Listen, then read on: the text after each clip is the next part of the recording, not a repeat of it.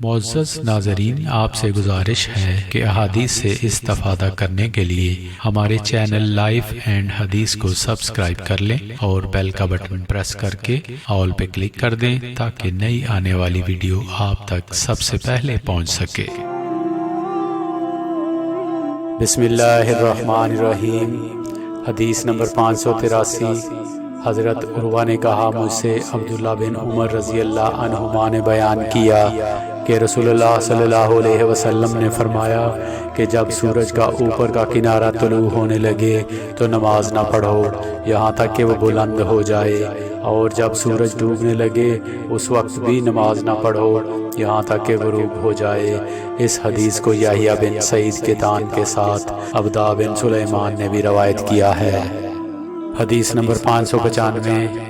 ہم سے عمران بن میسرہ نے روایت کیا، کہا ہم سے محمد بن فضائل نے بیان کیا، کہا کہ ہم سے حسین بن عبد الرحمن نے عبداللہ بن ابی قتادہ سے، انہوں نے اپنے باپ سے کہا، ہم خیبر سے لوٹ کر نبی کریم صلی اللہ علیہ وسلم کے ساتھ رات میں سفر کر رہے تھے۔ کسی نے کہا کہ حضور آپ اب پڑاؤ ڈال دیتے تو بہتر ہوتا۔ آپ صلی اللہ علیہ وسلم نے فرمایا کہ مجھے ڈر ہے کہ کہیں نماز کے وقت بھی تم سوتے رہ نہ جاؤ۔ اس پر حضرت بلال رضی اللہ عنہ بولے کہ میں آپ سب لوگوں کو جگا دوں گا۔ چنانچہ سب لوگ لیٹ گئے اور حضرت بلال رضی اللہ عنہ نے بھی اپنی پیٹھ کجاوا سے لگا لی اور ان کی بھی آنکھ لگ گئی، اور جب نبی کریم صلی اللہ علیہ وسلم بیدار ہوئے تو سورج کے اوپر کا حصہ نکل چکا تھا۔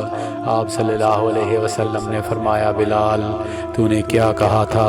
وہ بولے، آج جیسی نیند مجھے کبھی نہیں آئی۔ پھر رسول کریم صلی اللہ علیہ وسلم نے فرمایا کہ اللہ تعالیٰ تمہاری ارواح کو جب چاہتا ہے قبض کر لیتا ہے اور جس وقت چاہتا ہے واپس کر دیتا ہے۔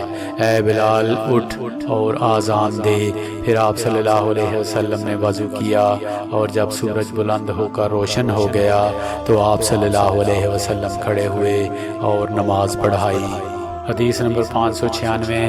ہم سے معاذ بن فضالہ نے حدیث نقل کی، انہوں نے کہا ہم سے ہشام دستوائی نے بیان کیا، انہوں نے یحییٰ بن ابی کثیر سے روایت کیا، انہوں نے ابو سلمہ عبد الرحمن سے، انہوں نے جابر بن عبداللہ رضی اللہ عنہما سے کہ حضرت عمر بن خطاب رضی اللہ عنہ غزوہ خندق کے موقع پر ایک مرتبہ سورج غروب ہونے کے بعد آئے اور وہ کفار قریش کو برا بھلا کہہ رہے تھے، اور آپ نے کہا کہ اے اللہ کے رسول، سورج غروب ہو گیا اور نماز عصر پڑھنا میرے لیے ممکن نہ ہو سکا۔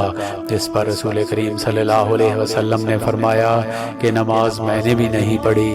پھر ہم وادی بطحان میں گئے اور آپ صلی اللہ علیہ وسلم نے وہاں نماز کے لیے وضو کیا۔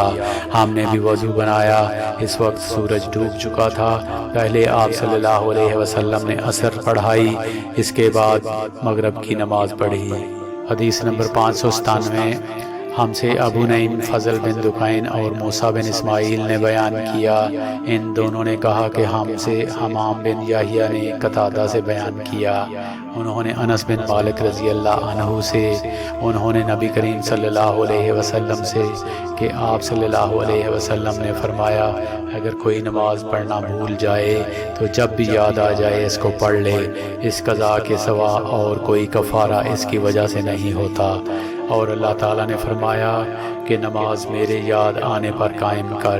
موسیٰ نے کہا کہ ہم سے حمام نے حدیث بیان کی کہ میں نے قتادہ رضی اللہ عنہ سے سنا، وہ یوں پڑھتے تھے، نماز پڑھ میری یاد کے لیے۔